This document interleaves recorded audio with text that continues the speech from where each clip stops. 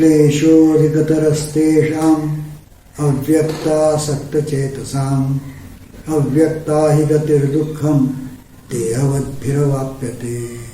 म्हणजे हे जे दोघं सांगितले हे जरी मला येऊन मिळत असले, दोघंही मलाच येऊन मिळतात, तरी ज्यांचं चित्त अव्यक्त ब्रह्माच्या ठिकाणी आसक्त आहे त्यांना फार कष्ट पडतात. कारण देहधाऱ्याला अव्यक्त ब्रह्माची प्राप्ती कष्टसाध्यच आहे. देहधारी आहे जो, त्या देहधाऱ्याला, जो देहधारी नाही, काही आकारणे अनिर्वाच्य आहे, त्याला त्याची प्राप्ती कशी करून घेईल, ती कष्टसाध्यच आहे. याच्यामध्ये ते म्हणाले कष्ट किती आहेत. ज्ञानेश्वर महाराज म्हणतात हा योग जो आहे, हा योग म्हणजे तहान लागल्यावरती काय करावं, तहानच प्यावी. भूक लागलेली असताना काय करावं, भूकच खावी. थंडी नेसावी, ऊन पांघरावं आणि पावसाच्या घरात राहावं, इतका कठीण असतो. तहाने तहानची पियावी, भुकेलिया भूकची खावी. अहोरात्र व्हावी मवावा वारा, शीत वेढावे उष्ण पांघरावे.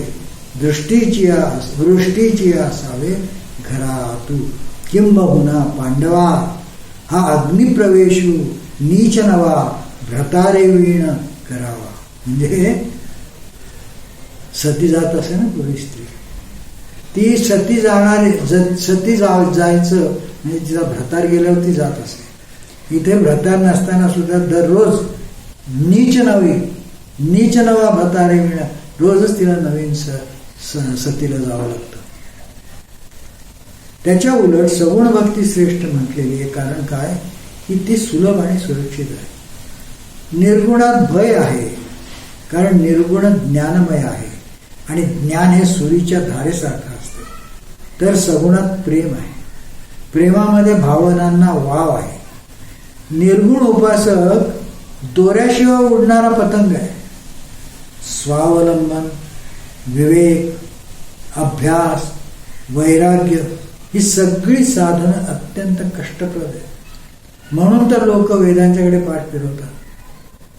स्वावलंबन, विवेक हे सगळे जे आहेत हे तत्वज्ञानातले संज्ञा आहेत. आणि या सगळ्या संज्ञा आपण ऐकल्या की आपण म्हणतो नाही बा आपल्यालाही जमणार, कारण एवढे कष्ट आहेत. आणि एवढं करून सुद्धा त्यांना सर्व मळ पुसून टाकता येत नाही. अर्थात सगुण उपासनेत सुद्धा एक धोका आहे. कुठला धोका, की ती कधी ही जी सगुण उपासना आहे ती कधी साधकाची प्रगती रोखून धरते. म्हणजे काय होतं, की साधक जे सगुण रूप साधनेसाठी निश्चित करतो त्या रूपातच साधक गुंतून पडतो. आपल्याला वास्तविक काय करायचंय, की सगुणाच्या पलीकडचं निर्गुण जे आहे त्याला पोचायचंय. ते पोहोचत असताना सगुणाच्या भक्तीचं आपण वाहन केलेलं आहे. ते वाहन केलं असताना त्या वाहनातच आपण गुंतून पडायचं नाही. निर्गुण विसरता कामा नये. सगुण म्हणजे गुणासहित आणि परमात्मा तर गुणातीत आहे. पण कर्मात राहून कर्मातीतता, देहात राहून देहातीतता भोगायची असल्याने सगुणाचे आधारे निर्गुण पाविजे निर्धारे. आणि म्हणून सगुण चरित्रे परमपवित्रे सादर वर्णावी. हे खरं. काय खरं, सगुण चरित्र परमेश्वराची परमपवित्र जी परमेश्वराची चरित्र आहे ती सगळी वर्णन करावी, कीर्तन करावं, श्रवण करावं. पण त्यातच गुंतून पडता कामा नये. कारण अवतार लीला भगवंताच्या नावाखाली खपवल्या असल्या तरी त्या शेवटी प्रकृतीच्या किंवा मायेच्याच आहेत. म्हणून तर भगवान काय म्हणतात, माझे अजत्वे जन्म आहे. म्हणजे मला काय म्हणतात, अज म्हणजे जन्माला येत नाही तो. पण लोक म्हणजे भक्त काय करतात, की माझे अजत्वे जन्मणे, मी कर्म करतो काय, परंतु अक्रियतच आहे, मी अक्रिय आहे. त्यामुळे अक्रिय असलेला माझं कर्म करणे हे अविकार जो जाणे ते परममुक्त.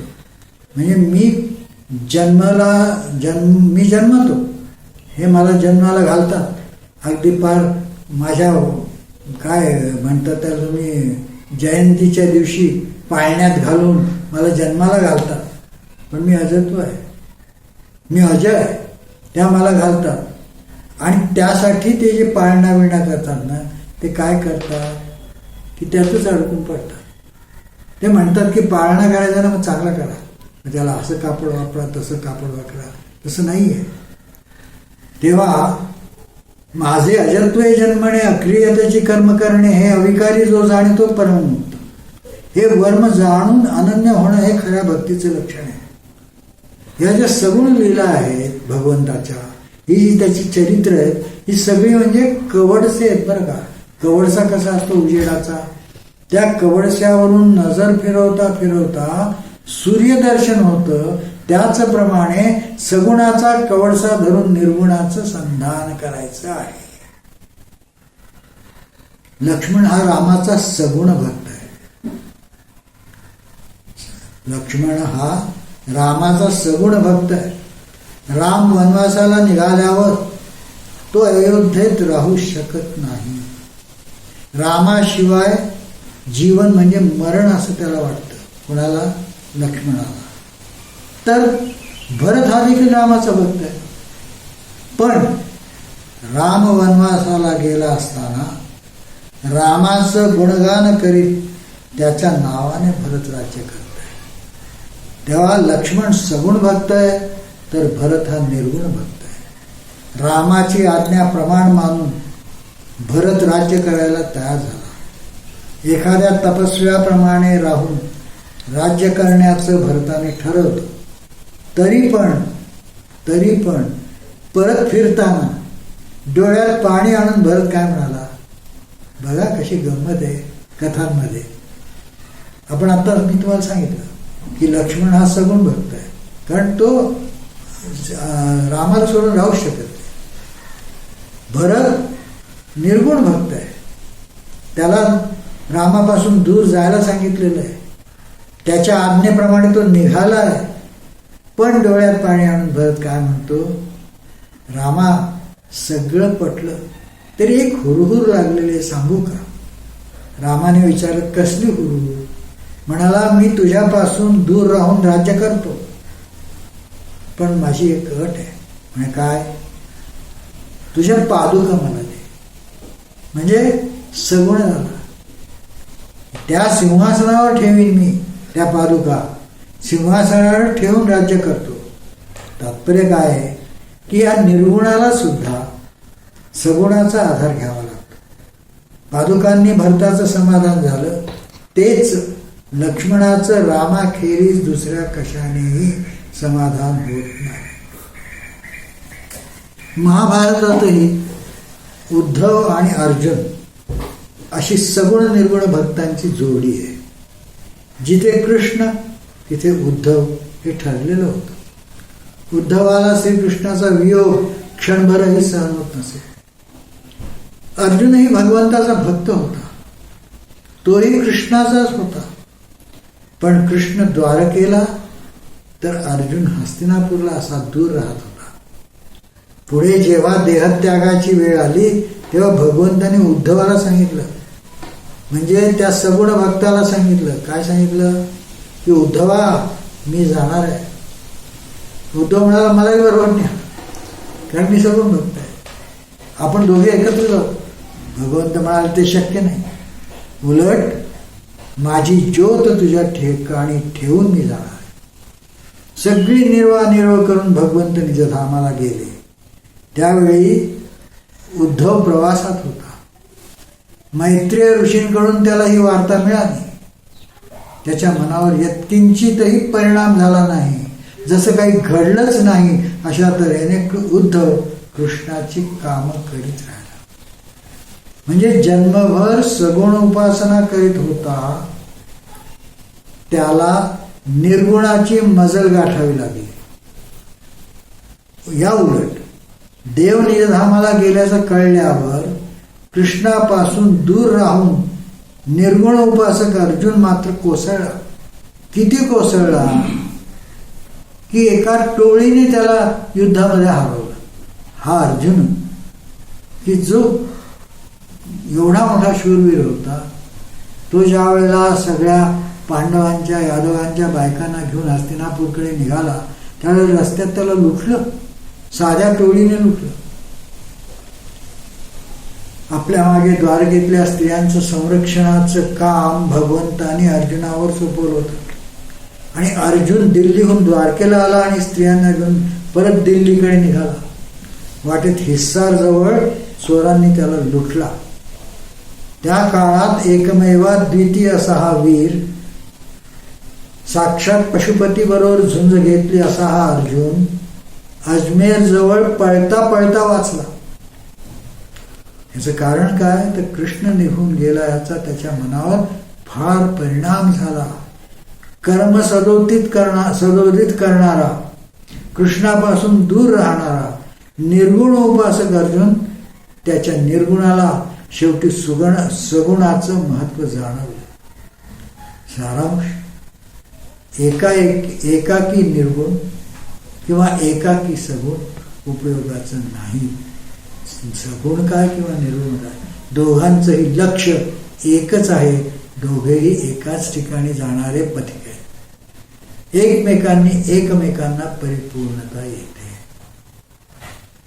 पुढे भगवान सांगतात, ये तु सर्वाणि कर्माणि मयि सन्न्यस्य मत्पराः अनन्येन योगेन मां ध्यायन्त उपासते मय्येव मनाधत्स्व मयि बुद्धिं निवेशय निवसिष्यसि मय्येव अतो ऊर्ध्वं न संशयः.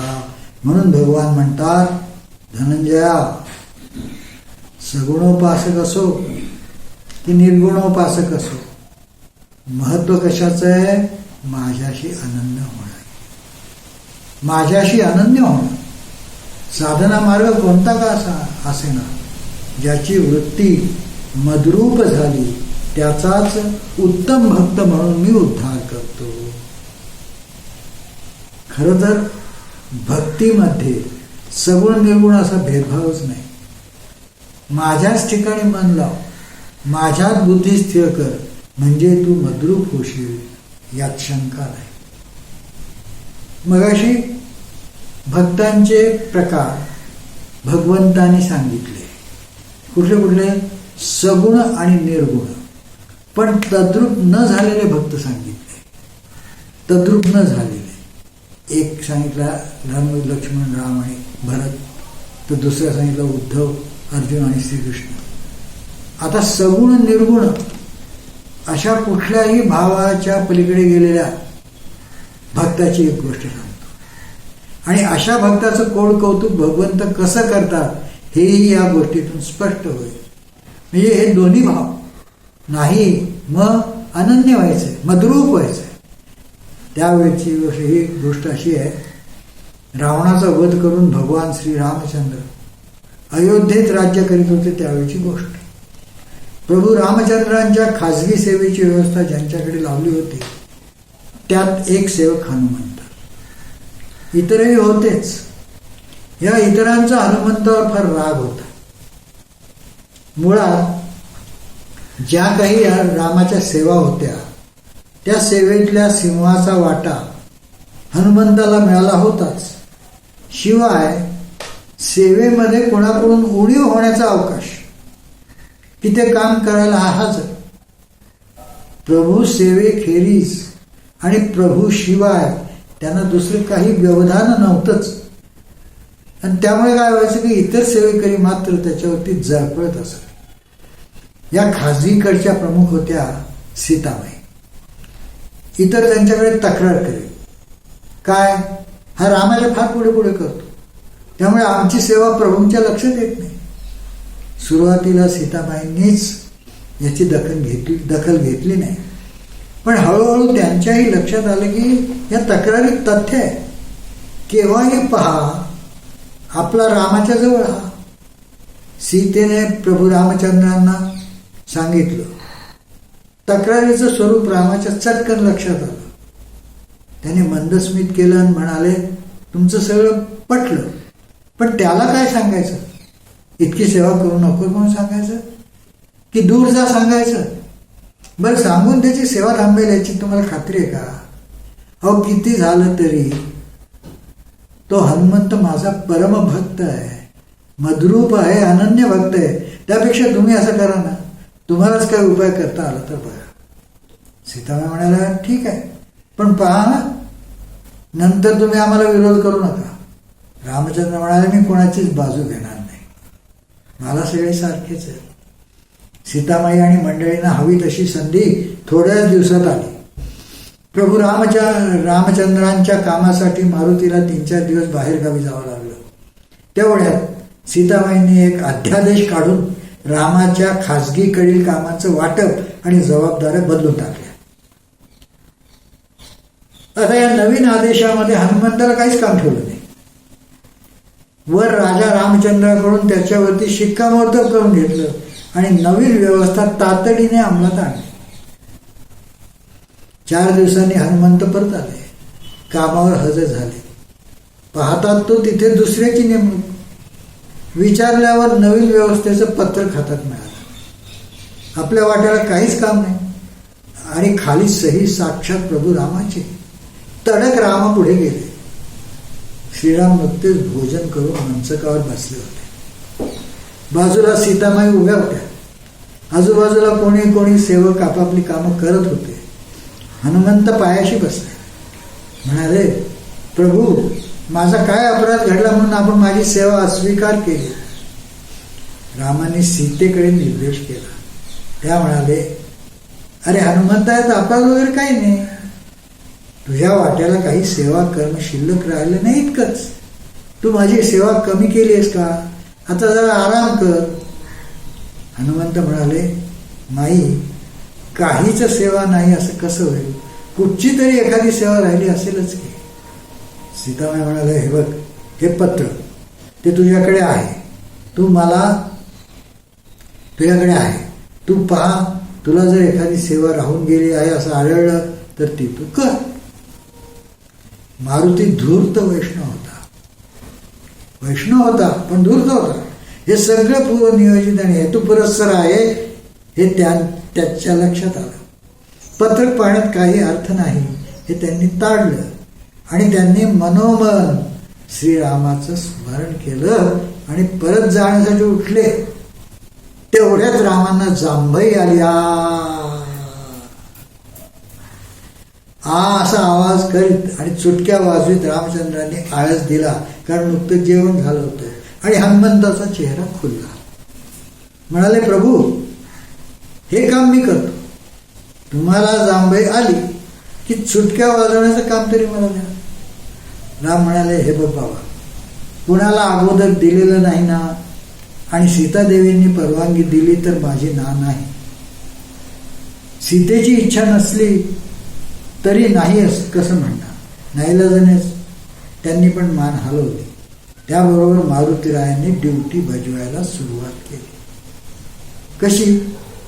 रामाचं तोंड आपल्या दृष्टीवर होणार नाही अशी दक्षता घेत ते सारखे उभे राहिले. दृष्टी सतत चेहऱ्याकडे. वामकुक्षीसाठी राम आडवे झाले. इतर सेवेकरी सीतामाई पण विश्रांतीसाठी निघाले. मारुती मात्र रामाच्या उशाशी बसलेला, डोळे मुखचंद्राकडे. सीता म्हणाले, हनुमंता, तुला पण जेवण खाण करायचं असेल तर करून ये. आता प्रभू 4 वाजता उठतील. मारुती म्हणाले, माते, जांभई केव्हा येईल कसं काय सांगता येईल? त्यांना केव्हाही जांभई येऊ शकते. तेव्हा सेवा बजावण्यात हायगाय करून कसं चालेल? त्यांची विश्रांती तीच माझी विश्रांती.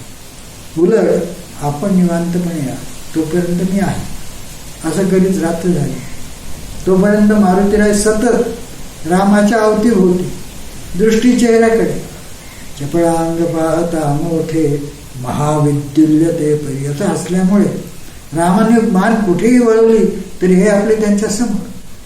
ज्यांनी त्यांच्या विरुद्ध हा कट रचला होता त्यांच्या दृष्टीने हे करायला गेले एक आणि झालं भलतंच. थोडक्यात पुढे असं झालं की रात्री शयन कक्षात मारुतीला कसं थांबता येणार आणि मग रामाला जांभई आलेली कळणार कशी, मग सेवेत खंड पडणार. पण त्यावर हनुमंताने एक उपाय केला. त्या शयन कक्षाच्या बाहेर खिडकी होती, त्या खिडकीजवळ एक झाड होतं. त्या झाडावर ते बसले आणि रामनाम घेत सतत चुटक्या वाजवत राहिले. हेतू हा की चुटक्या अखंड चालूच असल्यामुळे केव्हाही जांभई येवो रामाला ऐकू येईलच. आणि याची दुसरी एक बाजू अशी आहे की ते चुटक्या वाजवत राहिले की जांभई येतच राहील. हेतू हा की चुटक्या अखंड चालूच असल्यामुळे केव्हाही जांभई येवो रामाला ऐकू येतीलच. पण इकडे गोंधळ उडाला. काय झाला की रात्री केव्हा तरी रामाला जांभई आली. त्यासाठी तोंड उघडलं ते काही मिटलंच जाईना. वाड्यात धावपळ सुरू झाली. राजा वैद्यांना बोलावून आणलं. पण जो हा वाचलेला तो आचाच बोलताच येईना काही. बरं काय होत आहे रामचंद्रांना सांगता येईना, कारण तोंडाची हालचालच थांबली ना. शेवटी बऱ्याच वेळाने कोणाच्या तरी लक्षात आलं की त्या गोंधळात हनुमंत कुठेच दिसत नाही. मग शोधा तर हे सापडले खिडकी बाहेर झाडाच्या फांदीवर रामनामात दंग. त्यांना या सगळ्या गोंधळाचं भानच नाही. रामापुढे आणल्यावर रामाने खुणा करून त्याला चुटक्या थांबवायला सांगितल्या आणि चुटक्या थांबल्याबरोबर रामाचं तोंड मिटलं. तात्पर्य काय आहे, सगुण असो की निर्गुण असो, अर्जुना तू मद्रूप हो म्हणजे मलाच येऊन मिळशील. अथ चित्तं समाधातुं न शक्नोषि मयि स्थिरम् अभ्यासयोगेन ततो मामिच्छाप्तुं धनंजय. किंवा जर माझ्या ठिकाणी चित्त स्थिर करणं तुला जमत नसेल तर चित्त एकाग्रतेचा अभ्यासाने माझ्या प्राप्तीची इच्छा तू करू शकतोस. इथे भगवंत अर्जुनाला सांगतायत की तू मद्रूप हो. तुला मद्रूप येणं जमत नसेल, चित्त स्थिर करणं जमत नसेल तर अभ्यास कर. अभ्यास योगाला देखील असमर्थ असशील तर सर्व कर्म तू माझ्याकरता केलीस तरी तुला सिद्धी प्राप्त होईल. किंवा मध्ययोगाचा म्हणजे माझ्या ठिकाणी कर्माचा संन्यास, मध्ययोगाचा म्हणजे माझ्या ठिकाणी कर्माचा संन्यास आश्रय करणं सुद्धा तुला जमत नसेल तर तू नियतचित्त होऊन सर्व कर्म फलांचा त्याग कर. इथे भगवंताने परमेश्वर प्राप्तीचे वेगवेगळे मार्ग सांगितले. कुठचा मार्ग कुणाला सोपा वाटेल त्याने त्याची उपासना करावी. कोणाची प्रकृती कशाला अनुकूल असेल त्याला जे सोपं जाईल, ज्याला चित्र काढणं सोपं वाटतं तसंच हे आहे. या 12व्या अध्यायामध्ये भक्तियोगाचा समारोप केलेला आहे. त्यामुळे ज्याला इंग्लिशमध्ये टू समअप म्हणतात तसं जे इतका वेळ सविस्ताराने सांगितलं तेच थोडक्यात. श्रेयो हि ज्ञान अभ्यासास ज्ञानात ध्यान विशेषते ध्यानात कर्म फल त्यागच त्यागात शांती निरंतर. 12व्या अध्यायातला 12वा श्लोक जो आहे हा वादग्रस्त आहे. गीतेमध्ये ज्ञान कर्म भक्ती यापैकी महत्वाचं काय हा वादाचा मुद्दा आहे. आणि हा वाद थेट आदिशंकराचार्यापासून ते लोकमान्य टिळकांपर्यंत चालत आलेला आहे. या वादामध्ये पडून एखादी बाजू घेण्याची माझी पात्रता नाही आणि भूमिकाही नाही. अशा वादाच्या वेळी मला ज्ञानेश्वर महाराजांची एक ओवी आठवते. ती ओवी अशी, तरी झडझडोनी वहिला निघ ये भक्तीची ये वाटे लाग जिया पावसी अव्यंग निजधाम मासे. आपल्याला जमेल तसं वेडं वाकडं पाऊल का होईना वाटेवर पडलं पाहिजे. एक ओवी तरी अनुभवली पाहिजे. एक ओवी, मला 4,500 5,000 ओव्याची ज्ञानेश्वर वाचण्याचं काय, एक ओवी घ्या त्याप्रमाणे वागून दाखवा ना. कोणता मार्ग श्रेष्ठ वगैरे वाद घालायला दिल्ली हवी बहुत दूर. हा श्लोक आणि नंतरची भक्त लक्षणे सांगणारे श्लोक अभ्यासला हवं. जो मथितार्थ निघतो तो असा की अर्जुना कर्मफलाचा त्याग करणं इतका अवघड नाही. सर्व भूतांच्या विषयी ज्याच्या मनात सतत करुणा असते तोच खरा त्यागी होऊ शकतो. कारण त्याग हा करुणेचा मित्र आहे. अशा निष्काम कर्मयोगाने कर्मफलाचा त्याग केला तर निश्चल अशी मनःशांती प्राप्त होतो. असा भक्त मला फार आवडतो, कारण तो स्वस्थ चित्त असतो, निश्चल असतो, त्याच्या चित्तात विकार उत्पन्न होत नाही. अद्वेष्टा सर्वभूतानां मैत्रः करुण एव च निर्ममो निरहंकारः समदुःख सुख क्षमी. उत्तम भक्त कोण? उत्तम भक्त कोण? भगवान म्हणतात, ज्या भक्ताच्या अंतःकरणात प्राणीमात्रांच्या विषयी द्वेष नसतो, जो सर्वांशी मैत्रीने वागतो, सगळ्यांच्यावर कृपायुक्त असतो, मी आणि माझं असं मानत नाही, सुख दुःख समान मानतो, तो उत्तम भक्त. या 13व्या श्लोकापासून भगवंतांनी पुढे भक्ताची 36 लक्षणं सांगितली आहेत. ज्ञानेश्वर महाराज या अध्यायात 156व्या ओळीत म्हणतात, अर्जुना गा तो भक्तू, तोची योगू तोची मुक्तू, तो वल्लभामी कांतू, ऐसा पडी. अर्जुना, तो भक्त, तोच योगी, तोच मुक्त, तोच जणू काही स्त्री आणि मी पती इतका तो मला आवडतो. भक्तीचा एक मधुरा भक्ती म्हणून प्रकार आहे. भक्ती प्रेमात रंगून गेला म्हणजे भक्ताला वाटतं की आपण पत्नी आहोत आणि देव आपला पती आहे. ही जी 36 लक्षणं सांगितली, ही भक्ताच्या ठिकाणी असली म्हणजे त्याची आणि देवाची पत्रिका जुळते, 36 गुण जुळतात आणि मग हे लग्न होतं. मात्र हे लग्न म्हणजे फिजिकल मॅरेज नसून स्पिरिच्युअल मॅरेज असतं. तसंच अनपेक्षा शुचिर्दक्ष उदासीनो गतव्यथा सर्वारंभ परित्यागी यो मद्भक्त समे प्रिया. काही मिळवण्यासाठी एखादं काम आरंभावं अशी इच्छा ज्याला होत नाही, त्याची काम्य कर्म आपोआपच नष्ट झाली. अहो, पेरलंच नाही तर उगवणार कुठून? कुठल्याही कामाला हात न घालणं हे शहाणपणाचं आहे, कारण एकदा हात घातला की तडीच नेलं पाहिजे असा अहंकार लगेच उभा राहतो. त्यामुळे काम्य कर्माला हात घालू नये. जर असं एखादं काम सुरू केलं तर निदान परमेश्वरावर भार टाकून ते जसं होईल त्याची इच्छा असं मानून सुखदुःखाला थारा देऊ नये. शेवटी भगवंत म्हणतात, ये तु धर्म्यामृतमिदं यथोक्तं पर्युपासते श्रद्धाना मत्परमा भक्तास्तेतीव मे प्रिया. म्हणजे मतपरायण आणि श्रद्धायुक्त असे जे भक्त हे धर्म आणि अमृत असं माझं सांगणं आचरणात आणतात, ते मला अत्यंत प्रिय आहे. असे हे उत्तम भक्त किती प्रिय असावेत? तर ज्ञानेश्वरीमध्ये असं म्हटलंय, म्हणोनी गा नमस्कारू तया ते आम्ही माथा मुकुट करू, तयाची टाच धरू हृदय आणू. त्याचं भक्ताचं पायाचा ठसा त्याने आपल्या हृदयात बाळवून ठेवलाय. आता देव आणि भक्त यांचा अद्वैत, तसंच भक्ताचा महिमा सांगणारी एक छोटी कथा सांगून आजचं हे प्रवचन पुरं करतो. एकदा गोरखनाथ आणि कबीर एकत्र भेटले. गोरखनाथ हे योगी आणि कबीर हा भक्त.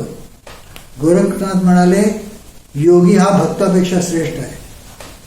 भक्त वादात पडत नाहीत, त्यामुळे कबीर म्हणाले, आपण श्रेष्ठच आहात. पण गोरखनाथांना परीक्षा हवी होती.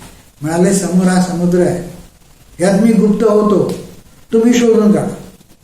नंतर तुम्ही गुप्त व्हा, मी शोधून काढेन. जो जिंकेल तो श्रेष्ठ. कबीर म्हणाले, ठीक आहे. गोरखनाथ गुप्त झाले आणि मासा होऊन समुद्रात विहार करायला लागले. मात्र कबीराने त्यांना ओळखलं आणि पकडून बाहेर आणले. आता पाळी कबीरांची. ते गुप्त झाले. गोरखनाथांनी सगळा समुद्र पालथा घातला. सर्व जलचर प्राणी, सर्व वनस्पती, निर्जीव पदार्थ शोधले, पण कबीरांचा पत्ता नाही. शेवटी शरणागती पत्करली. प्रकट व्हायला सांगितलं. कबीर प्रकट झाले. गोरखनाथ म्हणाले, मी हारलो कबूल. आता सांगा तुम्ही कुठे लपला होता? कबीर म्हणाले, मी समुद्रात म्हणजे पाण्यात पाणीच झालो. पाण्यात पाणी कसं वाढणार? असा हा भक्त देव होऊनच देवाची उपासना करतो. ओम तत्सत. इति श्रीमद्भगवद्गीतासु उपनिषत्सु ब्रह्मविद्यायां योगशास्त्रे श्रीकृष्णार्जुन संवादे भक्तियोगो नाम 12ोऽध्यायः. श्रीकृष्णार्पणमस्तु. इदं